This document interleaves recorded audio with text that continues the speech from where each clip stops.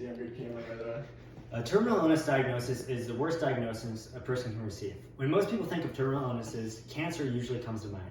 But according to Dr. Jasmine Stetler, cancer can even be overcome in elderly patients through the use of chemotherapy. There is a much worse and lesser known terminal illness which has no cure at all. That terminal illness is ALS, or amyotrophic lateral sclerosis. Despite the terrible prognosis of someone who has ALS, they can successfully move on and live a positive life using coping strategies. I have firsthand experience a patient with ALS using coping strategies to live a positive life because that patient was my mother. I have also researched both medical and psychological journals looking at the specific coping strategies people use in order to overcome the disease.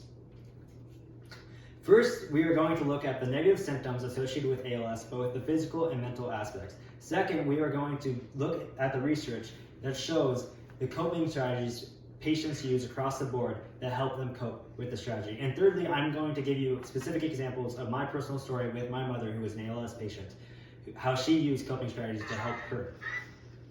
What is ALS? ALS is a neurological disorder that causes muscles to lose the ability to regain and repair fibers, which causes complete paralysis.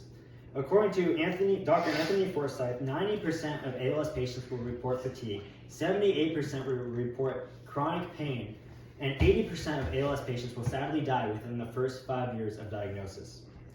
According to Dr. Yi Wang, the mental obstacles of ALS patients are also numerous. 68% of ALS patients will report depression.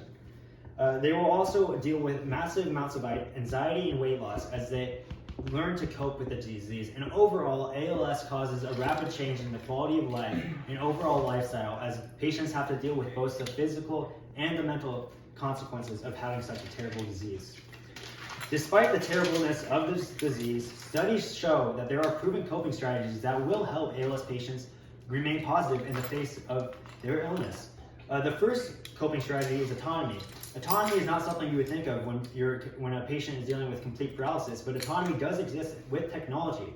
Technologies such as an eye gaze machine, according to psychologist Francesco Triniti, allows ALS patients to have privacy and autonomy over surfing the internet, talking to others using the eye gaze machine, and all the entertainment at the disposal of using a computer. Another very important coping strategy, according to psychologist Venetian Bambini, is support.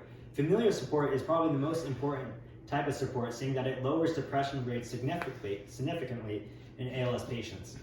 The second type of support would be caregivers. Caregivers are needed around the clock in order for ALS patients to survive because the symptoms are really that bad.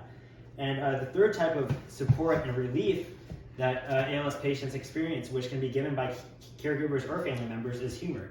Humor, according to psychologist Bambini, helps ALS patients cope with the disease. But the most important coping strategy is getting the balance right between autonomy for ALS patients to keep their dignity and the support they need in order to survive. Okay. Now I will tell you about my specific stories with my mother, how she was able to successfully cope with the disease. She used her eye gaze machine that she used that allowed her to surf the internet was a Tobii Dynavox. This Tobii Dynavox also allowed her to talk using the application that was on board with it.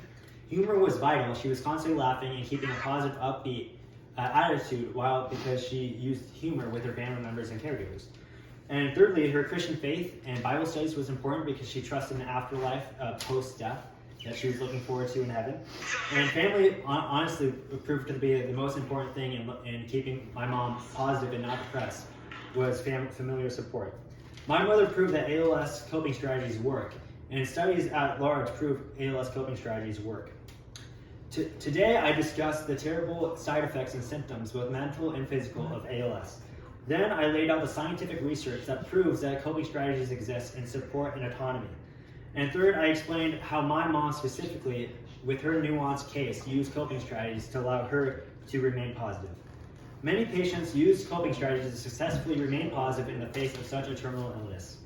In conclusion, paralysis, anxiety, weight loss, and a massive change in overall lifestyle will cause many differences in the overall life of an ALS patient. However, these symptoms are not the final say.